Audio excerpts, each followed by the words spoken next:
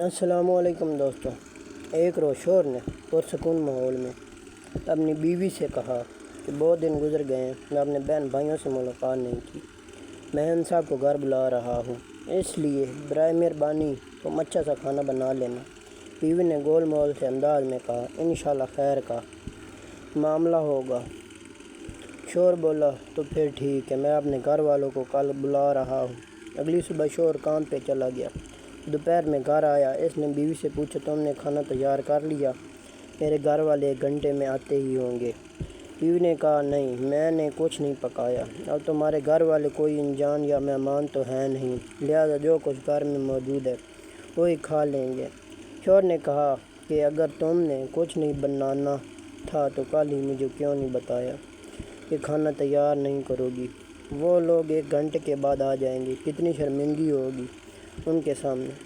بیوی نے کہا، تم ان سے فون پہ معذرت کر لو کہ آج نہ آئیں، وہ کوئی غیر تو نہیں، تمہارے گھر والے ہیں۔ شور ناراض ہو کر غصے میں گھر سے باہر چلا گیا۔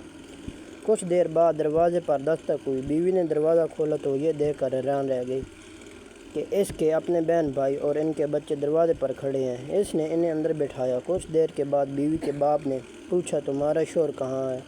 وہ بولی، بس ابھی باہر نکلے ہیں۔ باپ نے بیٹی سے کہا، کل تمہارے شوہر نے ہم سب کو دوپہر کے کھانے کی دعوت دی تھی اور اب دیکھو خود گھر سے چلا گیا ہے۔ یہ سن کر تو گویا بیوی بجلی کی طرح گڑ پڑی اور پریشان سے ہاتھ ملنے لگی، کیونکہ گھر میں موجود کھانا کسی طور پر ان کے آگے رکھنا مناسب نہیں تھا۔ اس نے اپنے شوہر کو فون کیا اور پوچھا، تم نے مجھے بتایا کیوں نہیں کہ تم نے میرے گھر والوں کو دعوت دی ہے؟ شوہر بولا، میرے گھر والے ہوں یا تمہارے گھر والے، ایک ہی بات ہے، اس سے کیا فرق پڑتا ہے؟ بیوی نے کہا، اچھا آپ باہر سے کھانا لے آئیں، گھر میں کچھ نہیں ہے۔